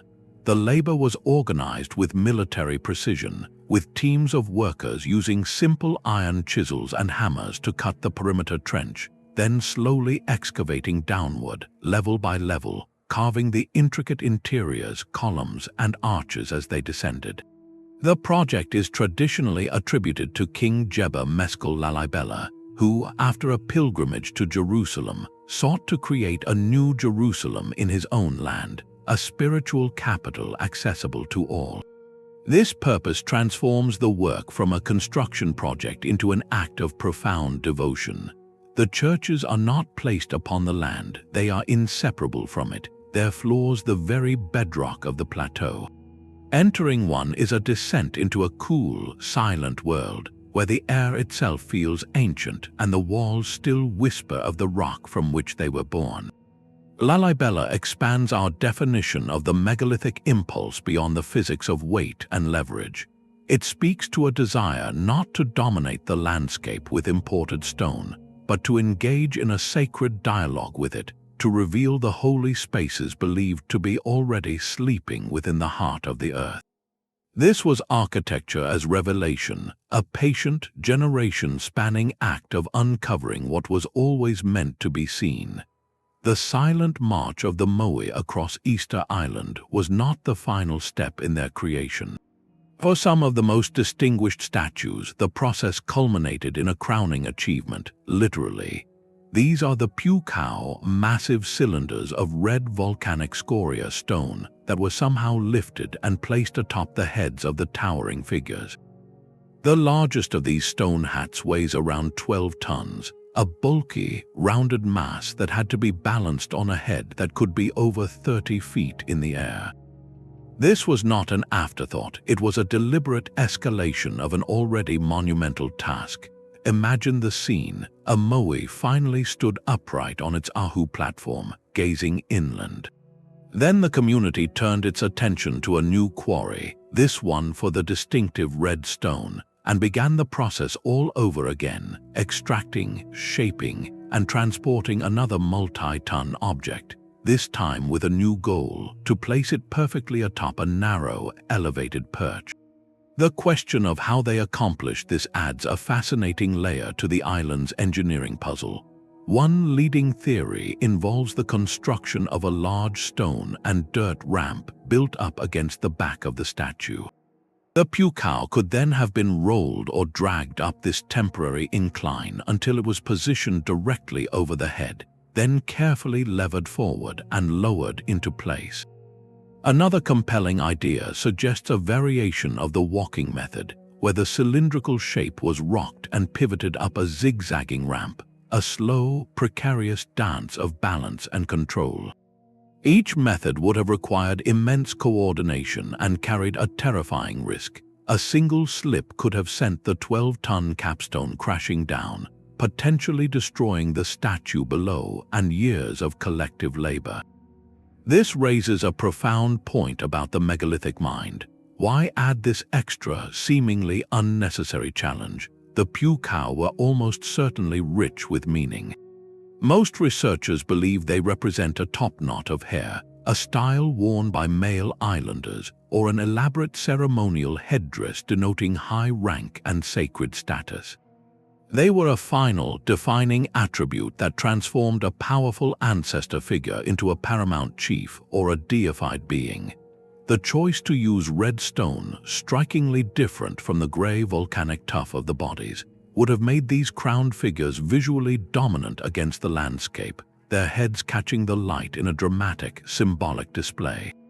This act of adding a supreme difficulty for symbolic effect is a thread we see throughout these ancient projects. It was not enough to move the mountain, they had to then place a crown upon it. This drive speaks to a culture pushing its own creative and physical limits, using stone not just to represent power, but to perform it, to make the invisible hierarchies of society permanently, visibly real in the most demanding medium imaginable. The Pukao remind us that for these builders, the greatest weight was often the meaning the stone was meant to carry. The crown placed upon a Moai's head was a final, definitive statement. But what happens when the statement is not a single word, but an entire sentence written across the earth? On the southern coast of Brittany, the Karnak Alignments stretch for miles, a silent, sprawling language of stone that speaks of a different kind of power. Here you will not find one solitary giant, but an army of them, over 3,000 prehistoric standing stones marching in eerie, parallel rows across the landscape. While individual menhirs at Karnak, some weighing over 300 tons, are formidable, the true wonder is their multitude. This is not a monument, it is a transformed territory, a megalithic landscape engineered on a scale that boggles the mind. The effort represented here is cumulative, a sustained project that must have spanned centuries, demanding the continuous labor and shared vision of countless generations. The purpose behind this immense undertaking remains one of Europe's great archaeological puzzles. Were these rows a gigantic astronomical calculator, their lines pointing to the rising sun at the solstices or tracking the complex cycles of the moon? Did they serve as a sacred processional way for rituals that connected the community to the ancestral world? Or were they a powerful territorial marker, a permanent declaration of identity and control over the land, visible for miles around? The most compelling answer likely weaves all these ideas together. The alignments represent a profound desire to impose a human order upon the natural world, to literally line up the chaos of the landscape with the perceived order of the cosmos. Building Karnak was an act of world building. It required not just the episodic mobilization of labor to raise a single great stone, but the patient, persistent organization of society to plan, quarry, transport, and erect thousands of them, maintaining a cultural intention across lifetimes. This shifts our perspective from the isolated wonder to the orchestrated environment. At Karnak, the achievement is in the pattern, the repetition, the sheer will to continue a project whose originators would never see its completion. It speaks to a society that measured its legacy not in a single breathtaking capstone, but in the patient collective act of aligning their entire world, stone by stone, with the rhythms they believed governed it all. Deep in the remote and rugged mountains of southern Siberia, a discovery pushes the very definition of a megalith to its absolute limit. In the Gornaya Shoria region, scattered across a steep mountainside, lie colossal stone blocks of such immense scale they make the giants of Baalbek seem almost modest by comparison. The largest of these granite behemoths is estimated to weigh over 3,000 tons, a staggering mass that would dwarf any single stone we have yet encountered. What truly ignites the imagination, however, is their appearance. Many of these blocks feature what look like sharp, right-angled corners and flat, planar surfaces that seem to meet with an almost architectural precision. From certain angles, they give the uncanny impression of being gigantic, tumbled building blocks from a wall meant for titans. This site does not present a clear, assembled structure, but a chaotic field of potential, a puzzle where the pieces are themselves mountains. The controversy surrounding Gornaya Shoria cuts to the very heart of how we interpret the ancient world. Mainstream geologists who have studied the site offer a compelling natural explanation. They point to the powerful forces of frost wedging and exfoliation, where water seeps into cracks in the granite, freezes and expands, over countless millennia prying the rock apart along its natural crystalline planes. This process, they argue, can create remarkably geometric fractures, especially in the type of granite found here, resulting in blocks that appear artificially cut but are entirely the work of planetary physics. The extreme freeze-thaw cycles of the Siberian wilderness become the sole architect, patiently and randomly sculpting the landscape over millions of years. For alternative researchers and ancient mystery enthusiasts, however, this geological explanation feels insufficient. They ask, could such consistent, angular fracturing occur so repeatedly across so many blocks? The arrangement, to some eyes, suggests a pattern beyond random collapse. This has led to speculative theories proposing that these are the ruins of a cyclopean structure from a forgotten epoch. a megalithic complex so ancient its original form has been completely erased by time and cataclysm, leaving only its gargantuan components scattered like a child's toys across the slope. The site's extreme inaccessibility, located in a harsh, sparsely populated region, has limited extensive archaeological study, allowing both narratives to persist. This makes Gornaya Shoria a perfect case study in a critical skill for any student of ancient wonders, the art of discernment. Learning to distinguish between the breathtaking artistry of human hands and the equally breathtaking artistry of natural forces is a fundamental part of the journey. It requires humility to acknowledge that nature can produce forms of stunning regularity, and also open-mindedness to recognize that our current understanding of history may have blind spots. This Siberian enigma, whether a geological marvel or an archaeological ghost, serves a vital purpose.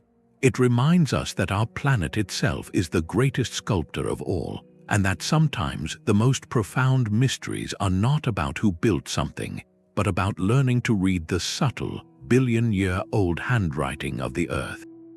The weight of a king's ambition required a hidden fortress of stone.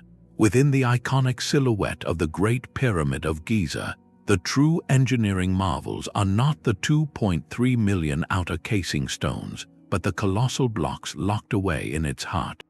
The king's chamber and the 5 relieving chambers stacked above it are constructed from gigantic beams of red granite, each one a megalith in its own right, weighing between 50 and 80 tons. This stone did not come from the local Giza plateau. It was quarried over 500 miles to the south, in the distant hills of Aswan. Imagine the scale of that operation, cutting 80-ton blocks of one of the hardest stones on Earth using only copper saws and abrasive sand, then loading them onto barges for a month-long journey down the Nile. This was a supply chain of epic proportions, a state-managed project that moved mountains of specific stone across the geography of an empire. But the greatest puzzle begins when the barge finally docked at the plateau. How did the builders move these 80-ton granite beams from the riverbank to the pyramid's rising face, and then, even more incredibly, lift them over 200 feet into the air to position them in the precise, cramped spaces of the internal chambers? The traditional image of thousands of men dragging blocks up massive straight ramps has been questioned by modern engineers. One compelling alternative comes from engineer Peter James, who has studied the practical limits of ancient construction. He proposes that for the largest blocks, a rocking motion might have been more efficient than pure dragging. Workers could have used wooden sledges on a prepared, lubricated track, but instead of a continuous pull, teams with levers at the front and back could have rocked the sledge forward incrementally, using a pivot and gravity to gain small advances with less friction. This method, akin to walking a giant block, would have provided greater control for navigating the tight confines of the pyramid's interior corridors and ascending ramps. Once in position, these megaliths served a critical structural purpose. The 5 relieving chambers above the king's chamber were not rooms for treasure, they were a brilliant stroke of architectural genius. Their function was to divert the unimaginable millions of tons of pyramid weight away from the ceiling of the burial chamber below, channeling the crushing force outwards through their stacked, gabled ceilings. This internal engineering reveals a profound understanding of load distribution, a hidden skeleton of stone built to ensure the pharaoh's eternal sanctuary would remain intact for millennia. The pyramids, therefore, are not just piles of rock, they are intricate machines of permanence. The outer form captures our imagination, but it is the hidden, multi-ton heart that secured its legacy, a silent testament to an engineering vision that planned for eternity, one colossal, carefully placed beam at a time. The pyramids represent the pinnacle of state-sponsored power, but what of a society that built for belief alone? On the sun-bleached islands of Malta, a different kind of ancient genius quietly flourished. The temples of Haga Kim and Emnajdra rise from the rocky coastline, their curved walls of massive limestone blocks forming a series of rounded chambers or apses that feel both ancient and intimately human. Built over 1,000 years, beginning around 3,600 years before the Common Era, these are not the tombs of kings or the fortresses of warriors. They are among the oldest free-standing stone structures on Earth, predating Stonehenge and the Great Pyramid by centuries. Their creators were a Neolithic farming people with no metal, no written language, and no contact with the great civilizations of the Eastern Mediterranean. Yet here, on this modest archipelago, they achieved an architectural harmony that still resonates. The largest slabs used weigh around 20 tons, quarried from a local coralline limestone that is notoriously difficult to work.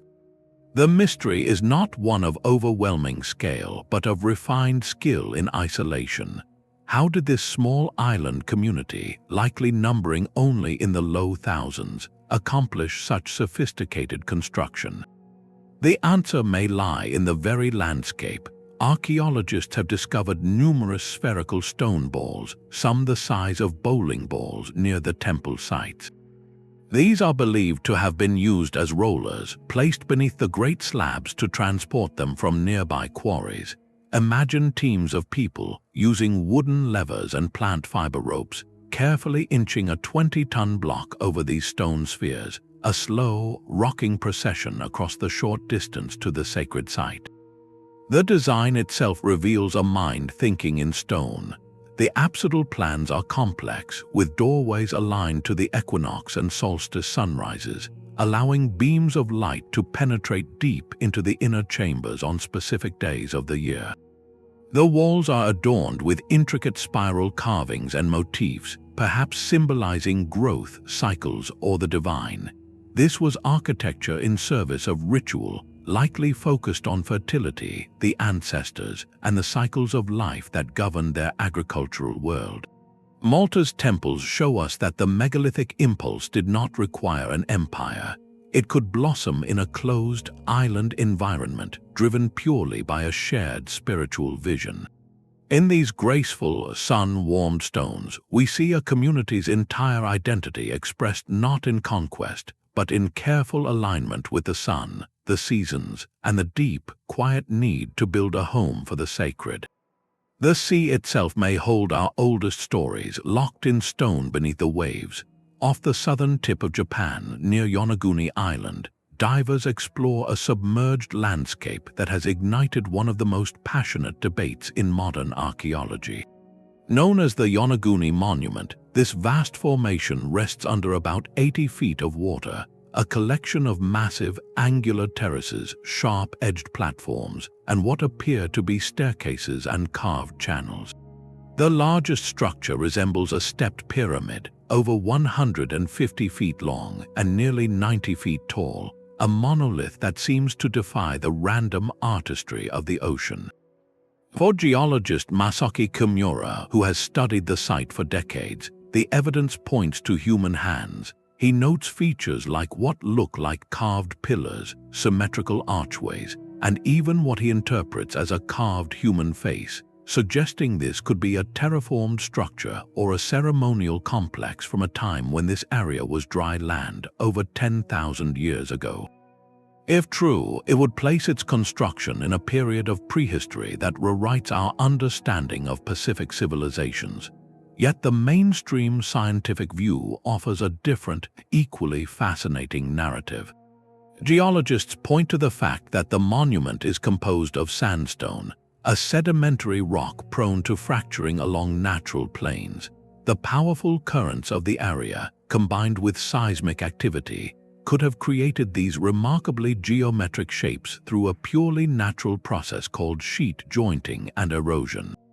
They argue that the straight lines and right angles, while startling to our pattern-seeking eyes, are a common result of these relentless natural forces. This debate is the heart of a modern megalithic mystery. It asks us to refine our vision, to learn the subtle language that distinguishes a human cut from a fracture made by the Earth's own stresses. The true significance of Yonaguni may not be in proving one side right, but in the profound possibility it represents. It expands our search for ancient wonders from the familiar hills and valleys to the vast, drowned continental shelves. Sea levels have risen over 400 feet since the last ice age ended around 12,000 years ago, submerging millions of square miles of coastal land where early humans once lived. If cultures were building with stone during that distant epoch, their most ancient works would not be on our present-day coastlines, but out there under the waves, silently waiting. This underwater monument, whether a masterpiece of nature or a relic of a lost chapter, serves as a powerful reminder that the map of human history is still incomplete, and some of its most monumental pages may be resting in the quiet, blue darkness of the sea. From the submerged terraces of Yonaguni to the crowned heads of Easter Island, 29 silent giants have posed their riddles. After this global tour, we arrive at the 30th and perhaps most important megalith of all, the collective mystery itself. How, across continents and millennia, did so many cultures accomplish the seemingly impossible? The answer is not a single secret, but a spectrum of ideas, ranging from the rigorously practical to the wildly speculative, each offering a different lens through which to view these ancient wonders. Mainstream archaeology builds its explanations from the ground up, using tools we know existed and principles of physics we still rely on today. The core toolkit is elegant in its simplicity. Levers and wooden sledges provided the basic mechanics. To overcome friction, builders used log rollers or poured water onto a slick slurry of clay ahead of a sledge, creating a temporary mud-based conveyor belt. For elevation, the answer was often dirt itself, massive earthen ramps that turned a vertical lift into a long, manageable horizontal pull. The true engine, however, was not wood or mud, but people, vast numbers of them. Projects like the Egyptian obelisks or the Roman works at Baalbek required the coordinated labor of thousands, organized into teams pulling in unison to the rhythm of drums or chants. This was not random toil, it was a highly structured, state-sponsored operation where engineers, foremen, and quartermasters managed a temporary city of workers, fed by the surplus of an organized society. This consensus view paints a picture of immense patience, generational knowledge, and sophisticated social organization, proving that human ingenuity, when focused by a unified purpose, can achieve what looks to us like magic. Yet for many, the standard explanations, while logical, feel insufficient to explain the most extreme cases. The uncanny precision of Pumapunku's stone fittings, the placement of 1,000-ton blocks at Baalbek, or the sheer logistical nightmare of moving the great steel of Axum have fueled more controversial ideas. These often point to hints of lost knowledge. Some researchers delve into ancient texts and legends that speak of sounds that could move stone, or a forgotten substance that could soften rock. These fringe theories propose technologies that have since vanished from the historical record, perhaps a form of acoustic resonance or a manipulation of gravitational forces.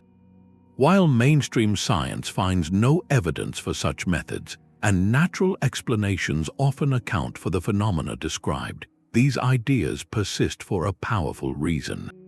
They give voice to the awe we feel when confronted by a work that seems to defy the era of its creation. They represent our own modern struggle to bridge the gap between the artifact and the assumed capabilities of its maker. Perhaps the most profound key, however, lies not in a forgotten tool, but in the human mind itself. The ultimate technology may have been social and spiritual. Consider the motivation. A society does not invest decades of labor and consume vast resources for a purely practical outcome. They do it for a compelling belief, whether it is to honor a god, a king, or the cycles of the cosmos, to ensure fertility for the land, or to secure a legacy that outlasts flesh and bone. This shared belief system is what could mobilize and sustain a population for generations. It provided the why that made the unbearable how worthwhile. A centralized authority, whether a pharaoh, a chief, or a priestly class, could then harness that collective will, directing it with organizational precision. The true miracle, then, might be the ability to convince thousands of people to pull on a rope for a vision they would never see completed, trusting that their contribution mattered to a story bigger than themselves. So where does this leave us? Our 30th megalith, the mystery, remains standing. The practical toolkit of ramps and rollers explains a great deal, and the social model of belief and organization explains the motive. The more exotic theories, while captivating, often lack the sturdy foundation of archaeological evidence. The journey through these sites does not hand us a single, satisfying answer. Instead, it provides something more valuable, an intellectual toolkit. It teaches us to weigh the evidence, to appreciate the sheer scale of coordinated human effort, and to recognize that the past may hold nuances we are still learning to see. The greatest skill we can cultivate is discernment, the ability to stand before a giant of stone and separate the whisper of a compelling story from the clear, enduring voice of the evidence left behind. These silent stones hold more than weight. They hold a mirror to our own modern minds. Their enduring allure is not merely about solving a technical puzzle. It is about the profound questions they force us to ask about ourselves and the entire human story. They stand as permanent contradictions to the comforting idea of linear progress, the notion that we are always moving forward, that our technology is the pinnacle. We look at a 1,000-ton block fitted with laser-like precision, and a quiet, unsettling thought whispers, what if we have not been climbing a single ladder, but walking a winding path where knowledge can be found, mastered, and then lost? This taps into a deep psychological current, a suspicion that the official narrative of history might have missing pages, entire chapters written in a language we have forgotten how to read. It is a healthy, humbling suspicion that reminds us our understanding is always provisional. Beyond the mystery, they ignite a pure, childlike sense of wonder. In a world often explained and digitized, these giants represent the raw, physical sublime. They are not ideas on a screen, they are undeniable mass, weathered by millennia of storms, warm to the touch under a midday sun. Their permanence is a stark contrast to our age of digital ephemera, where a lifetime of photos and words can vanish with a failed hard drive. These stones have outlasted empires, languages, and gods, a testament to a different kind of durability. They connect us to the ancient builders on a fundamental human level. We may not know their names or their specific prayers, but we recognize the drive that moved them. It is the drive to create something that will last, to touch the divine through sheer effort, to leave a mark so profound that time itself struggles to erase it. It is the same impulse that leads an artist to paint a mural, an architect to design a soaring spire, or a community to build a memorial. The scale is different, but the heartbeat is the same. So these megaliths become a bridge across time. They prompt a reflection that is both personal and societal. As we marvel at what they built with ropes and levers, we are compelled to look at our own world. We construct towering cities and global networks, but what are we creating today that will genuinely puzzle a civilization 3,000 years from now? Will it be the silent, enduring artifact or the fragile, digital ghost they cannot access? The stones ask us to consider our own legacy, not in terms of data, but in substance. In the end, the greatest mystery they present may not be about ancient engineering, but about our own place in the long arc of human ambition. They reflect our boundless curiosity, our awe in the face of the impossible, and our own limitations in comprehending the full depth of the past. They do not give easy answers, they simply stand, inviting us to keep looking, keep questioning, and to remember that the desire to reach for the monumental is a thread that connects every human age. This tapestry of stone, woven across 30 impossible sites, tells a story far grander than any single mystery. From the imperial struggle to move Russia's Thunderstone to the cyclopean foundations of Baalbek, and from the lonely genius of Coral Castle to the cosmic calendars of our distant ancestors, a unifying thread emerges. These are not isolated puzzles, but a chorus of human ambition speaking in the most permanent language we have ever known. They collectively challenge the very foundations of our historical narrative, asking us to reconsider the timeline of innovation and the true limits of what a determined community, or even a single individual, can achieve. The most profound takeaway from this global journey is not a neat solution or a revealed secret. It is the gift of a deepened, more resonant mystery. It is the realization that the past holds depths we are only beginning to sound, and that the human spirit's drive to transcend its perceived limitations is a constant across all cultures and epochs. These silent giants remind us that history is not a closed book of settled facts, but an open field of wonder where every answered question reveals three more waiting in the shadows. Let the sheer physical presence of these stones inspire a new way of seeing. Let them prompt you to look at the ancient walls in your own region, the old foundations in your city, or the natural rock formations on the horizon with a renewed sense of curiosity. What stories do they hold? What forgotten effort do they represent? The legacy of these builders invites us all to become explorers, to question the standard explanations, and to embrace the beautiful, humbling truth that our ancestors were far more than we often give them credit for. Their greatest monument may be the enduring sense of awe they left for us, a challenge cast in granite and limestone that continues to spark imagination and debate. So we turn the question to you. After this journey across continents and millennia, which of these 30 megaliths do you find the most baffling? Is it the logistical nightmare of the unfinished obelisk, the otherworldly precision of Pumapunku, or the haunting isolation of the Moai? Share your thoughts in the comments below and let the conversation continue. If unraveling history's deepest mysteries captivates you, subscribe to join us as we keep exploring the hidden chapters of our shared human story.